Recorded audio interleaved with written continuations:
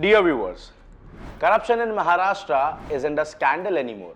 It is a system, it is a way of disease, it is a way of life. And at this point, we aren't talking about a few greedy officials. We are looking at an entire bureaucratic machinery that's rotting from top to bottom while pretending to serve the public.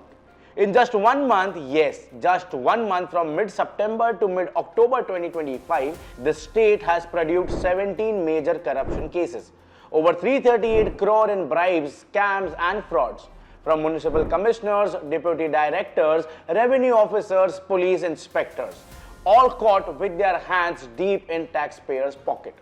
So today, let's do what a system won't, a post-mortem of Maharashtra's corrupt bureaucracy. No PR talk, no sugarcoating, just a raw, honest dissection of how deep this rot runs. Hello, I am Gaurang and you are watching Honest Take on Lokmat Times. Stick around till the end because by the time we are done, you will realize that Maharashtra doesn't need a Lokayukta. It needs an ICU for this entire epidemic. Let's start with the state's unofficial motto, service guaranteed at an extra cost. Whether you want a birth certificate, a school job, a construction permit or even a non-objection for a water line, there is a fee for everything. And no, this doesn't go to the government. From the corridors of Mantralaya to the dusty Zilla Parishad desk, corruption in Maharashtra is not an exception. It's the operating manual we all have to cope with. Just look at the Vasai Virar case. IAS officer Anil Kumar Khanderao Pawar, a 2014 batch bureaucrat, was allegedly running his own parallel government, one where builders paid per square foot for illegal construction. 60 acres of land, including sewage zones, got converted into luxury towers, all under the table. When the Enforcement Directorate arrested him, they found that 169 crore linked directly to his racket. And what happened next?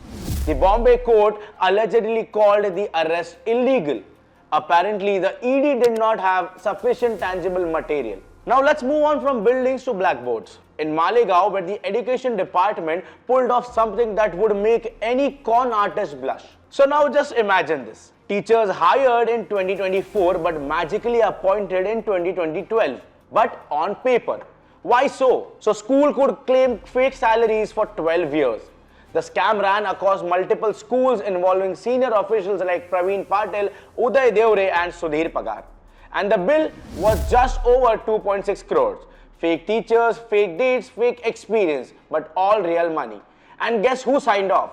The Nashik Zilla Parishad's own education department, stamping and approving forged documents like it was a routine paperwork.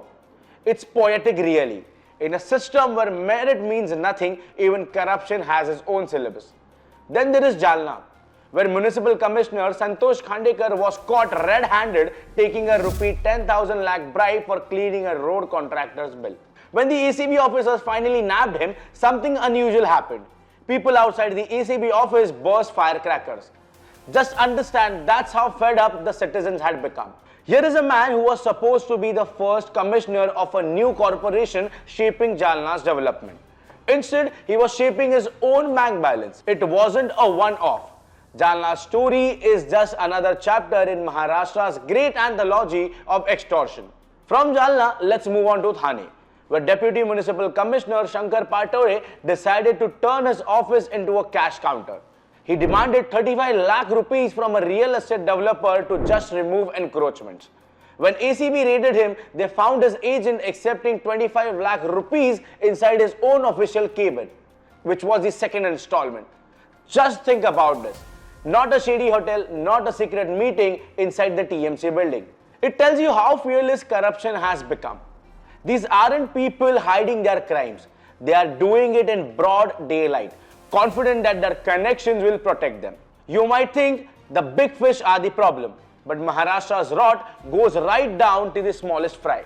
A police havaldar in Jalgaon took rupees 3,000 from a road accident victim. A Mahara constable in Sangli took 1,000 for a non-objection certificate. A wireman in Vasai took 40,000 for a simple electricity connection. At this point, bribery isn't a crime, it's customer service. You pay your light bill, you pay your property tax, you pay your GST, and then you pay the real tax. Now let's look at the anatomy of this sick system. The revenue department is the undisputed king of corruption. In 2024 alone, it clocked 180 cases, more than any other department. Because the land records and property documents are a gold mine for speed money. Second comes the police department, 137 cases, out of which 53 lakh in bribes, and that's just what is recorded. From not registering FIRs to extorting accused persons. It's a daily market of favors. Then comes the municipal corporations, the urban corruption hubs. Whether it is the 169 crore Vasai Virar scam or rupees 35 lakh Thane bribe or 20 lakh Jalna case, local bodies have become full-time rackets with occasional civic work. Now let's talk data. In 2020, the conviction rate was just 8.2%, meaning 9 out of 10 corrupt officials walk free. Some even go back to the same desks where they were caught taking bribes. In 2020, only 2 officials were removed from service. If this isn't a state-sanctioned corruption, what is this exactly? Now you might ask, why aren't these cases ending in conviction? Because the system has mastered the art of slow death. First, there is the delay in prosecution sanctions. Over 400 cases are still pending because the clearance of the state government. Then there is the political shielding. Senior officials with powerful connections get quietly transferred instead of charged. By the time the case reaches the court, either the witness retires, files vanish, and the evidence conveniently misplaced. It is not a failure of law. It is a victory of a corrupt ecosystem. Some former bureaucrats love to argue that the high number of cases is a good sign. They say it shows more awareness, better ACB action, and more reporting. The message from the top is clear. Go ahead, take your cut. Worst case, you will get the bail. The government announces anti-corruption drives while its own departments leak in sieves. And the public, we have become numb. We see an official caught with rupees 10 lakh and scroll past. Because deep down, we have accepted that this is what and this is how things work. Let's step back for a second. What this all means that if Maharashtra's governance isn't broken, it is bought. Every file, every signature, every clearance, everything has a price tag. From 1,000 rupee bribe for an NOC to 169 crore land scam, it's the same logic, pay or perish. And yet, every few months, we see the same play. An arrest, a press release, a suspension, and silence. So until the next case breaks, the real danger isn't just the money lost. It is the trust lost. Because once the citizens stop believing the system will work for them, corruption stops being illegal. It becomes invisible.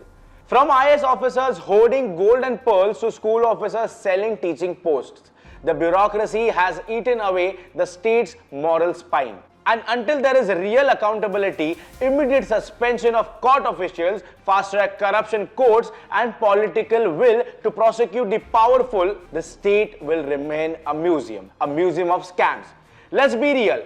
Maharashtra doesn't lack laws or vigilance units or even the committees. It lacks fear. There is no fear of losing your job, your reputation, or your freedom.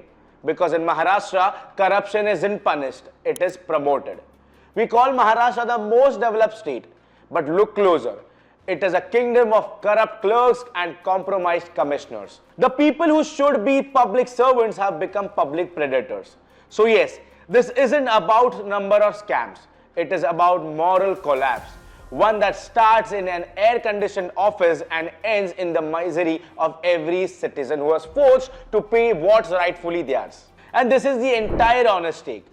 So until the next scam breaks, and you can bet it will, the only thing that truly works in Maharashtra is corruption itself. If you have ever had to pay a bribe for something as basic as a certificate or connection, you have lived the story firsthand. So share this video, expose the rot. Because if we keep treating corruption like background noise, soon there will be no sound left. There will be just silence. So this was Gaurang, and this was our honest take on Maharashtra's deadly corruption epidemic.